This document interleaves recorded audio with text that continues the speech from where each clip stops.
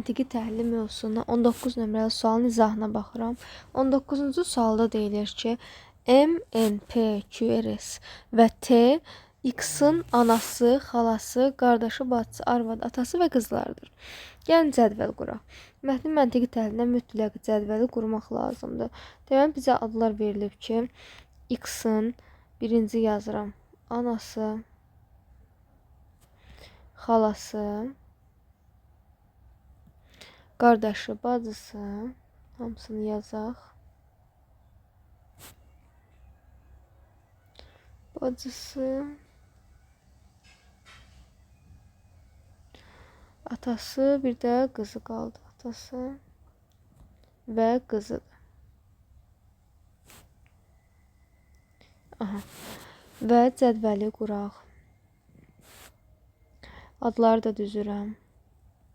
Kimlərdir deməli? M, sonra N, P, Q, R, S, T.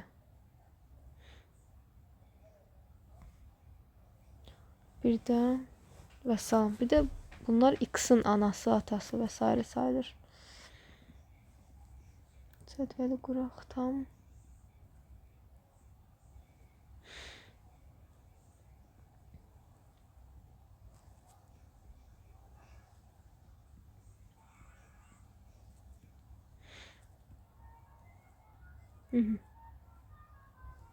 İndi gəlin baxaq burada nə istəyir. Birinci deyir ki, P ilə Q eyni cinsin nümayəndələr. P ilə Q eyni cinsdir deyirsə, məsələn, eyni cins və ya ikisi oğlan da ola bilər, ikisi qız da ola bilər. Yəni P ilə Q-nun ikisinə də ya oğlan yazıram, ya da qızla qız yazıram. İndi bilmirik hansıdır. MN deyir müxtəlif cinslər nümayəndəsidir. MN biri məsələn oğlan olsa, o biri digəri qız olsun və ya biri qız olsa, biri oğlan olsun. Bunları bildik. Sonra deyir ki, SM-dən öncə anadan olub və indi gəlin burada yaşlarına görə düzəldək. Tutaq ki, X verib bizə.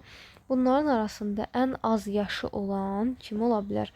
X-in övladı olar da, düzdür. X-in övladı qızı var. Başqa övladı deməli atası, arvadı, bacısı, qardaşı, xalası, anası yoxdur heç biri. Sonra ən balaca qızından sonra X-in bacısı ola bilər. Bacısı X-la eyni yaşıd da ola bilər, bunu bilmirik. Qardaşı da ola bilər, eyni yaşıd da ola bilər. Böyük balaca onu bilmirik. Təxminən eyni yaş aralığındadır, onu bilirik. Sonra deməli bacısı, qardaşı, indi bəs gəldi X-in, deməli bacını yazdıq, qardaşı yazdıq, qızını yazdıq. Aha, X-la arvadı da eyni yaşıd ola bilər və yaxud X bu arvadından böyük də ola bilər. Onda tutaq ki, belə yazaq. Böyük deyirsə X-i buraya yazaq. X-i belə yazım. Bu bir ehtimaldır, yəni eyni yaşıd da ola bilər, böyük də ola bilər. Bunlardan hər hansısa birini götürəcəm. Hələ ki yazmayaq, qalsın, nəzərimizdə qalsın. Sonra deyir ki, arvadı yazdıq, bir də qaldı atası, anası, bir də xalası. Deməli, X-in atası, birinci anasını yazaq, sonra atasını yazaq. Xalası da yəqin ki, anası ilə yaşıd da ola bilər. İndi böyük balaca bilmirik, təxmini bir sıralama düzürük ki, nəzərimizdə canlansın. Və salam, hər kəsi yazdıq. İndi gəldi bizə nə? Deyir ki, SM-dən öncə anadan olub. Bu nə deməkdir? Öncə anadan olan adam daha böyük olur da, düzdür. Birinci kim anadan olsa o daha böyükdür. Deməli, SM-dən daha böyükdür. Onda böyük olan burada kimdirsə, yəni sıralamada deməli S daha böyükdür M-dən. Biz çünki balacadan böyüyə doğru düzmüşük. Və S ilə M haqqında hələ ki kim olduqları haqqında heç bir fikrim yoxdur. Sadəcə bilirəm ki, birinci M, sonra S anadan olub. Sonra deyir ki, Q X-in anası deyil. Q X-in anası deyil, baxaq. Deməli, Q yazıram bura. X-in anası deyil. Anasına çıx qoyaq onda. Anası deyil. Aha. Bir dənə də bilirəm ki, P ilə Q eyni cinsdir, o heç. Sonra və bizə başqa nə verib? Aha, Q X-in anası deyil, bunu yazdıq. Sonra deyir ki, X-in deyir arvadı öz həmyaşıdıdır. Aha, bax burada Buna əsasən deyirdik ki, X-la arvadı öz həm yaşıdır, eyni yaşdadır demək ki, düzdürmü? Yenə bunda yazdıq və deyir ki, M ilə Q bacıdır. M ilə Q bacıdır. Deməli, biri anadır, biri xalasıdır. Onda düzdür. Əgər ana Q deyilsə, Q demək ki, bu X-in xalasıdır. Onda belə çıxır ki, X-in xalası Q-dür. Və onda M ilə Q də bacıdırsa, deməli, anası da kim olacaq onda? M olacaq bu cümləyə əsasən. Anası olur M. M olur anası. Və digər xanlar onda çıx qoyaq. Anası digər. Deməli, M yəni xala, qardaş, bacı, arvad, ata, qız ola bilməz. Eyni zamanda anası bunlardan heç biri ola bilməz. Və bir də nəyi bilirik? Xalası əgər Q-dürsə, onda digər xanlar da yenə çıxları qoyuram. Yenə xalanda ətrafına çıxları qoydum. Bunları müəyyənləşdirdik. İndi bizə kim qaldı?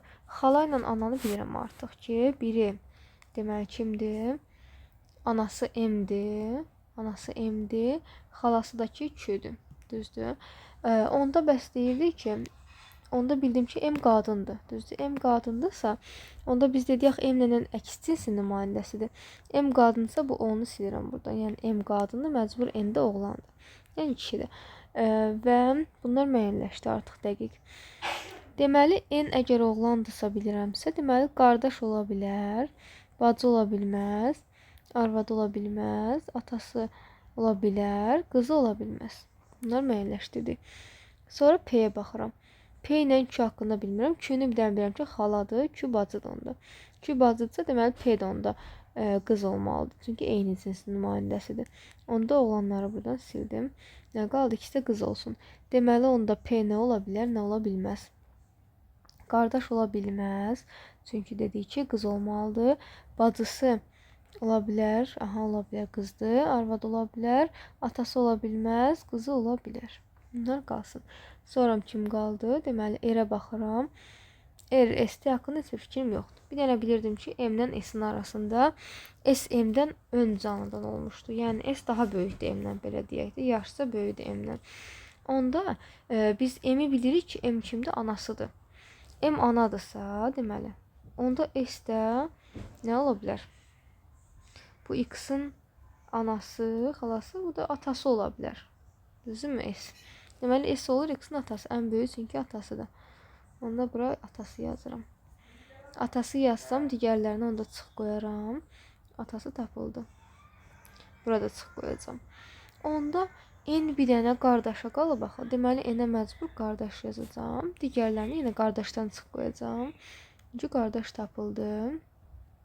Atanı da qoymuşdum da. Hər iki tərəfə qoydum və salam. Deməli, kimlər qaldı? Bacısı qalıb, bilinmir kimdir. Bacısı qalıb, Erin, arvadı qalıb, bir də qızı qalıb kimdir? Ya P ola bilər, ya R ola bilər, ya da T ola bilər. Heç bir haqqında hələ ki bir fikrim yoxdur. Sonra deyir ki, M ilə Q bacıdır, bunu müəyyənləşdirdik və salam. İndi deyir, yuxarıdakılar əsasən mülahizələrdən hansı doğru olmaya bilər? Məsələn, Y bəndən başlayacağım. Deyir, R qadın cinsindəndir. Erin qadın cinsi olmağı, baxıram, R-ə nə düşüb? Bacı, arvad, qızı. Bəli, zaten R mütləqçi qadın cinsi olacaq. Yəni, bu doğrudur, hər halda doğrudur. Amma deyir ki, hansı doğru olmaya da bilər. İkinci bir ehtimal, yəni olmasındır. Sonra baxıram, N ilə T deyir, müxtəlif cinsin nümayəndəsidir. N və T. Görək, N oğlan cinsidir, bunu dəqiq bilirik artıq. T isə T-də ki, bəli, mütləq qadın olmalı. Çünki bacısı, arvadı və qızı qalıbdır, düzdür. Fərqli olur. T deməli, bilirəm ki, qadındır mütləq. Çünki bacı, arvad, qızı qadındırsa, N-in də oğlan olduğu bəllidir. Demək ki, bunlar mütləq ki, əks cinsin nümayəndəsidir. Ona görə D də səhvdir. Yəni, səhv deyil, ya bizim variantımız doğru deyil. Əks müxtəlif cinslər olduğu doğrudur. Yəni, mütləq ki, doğrudur. Həmişə yəni doğrudur. Bizə ki, doğru olmaya bilər. Bunu da sildim. Sonra deyir ki, T X-in qızıdır. T X-in qızı ola da bilər, olmaya da bilər. Bu bilinmir.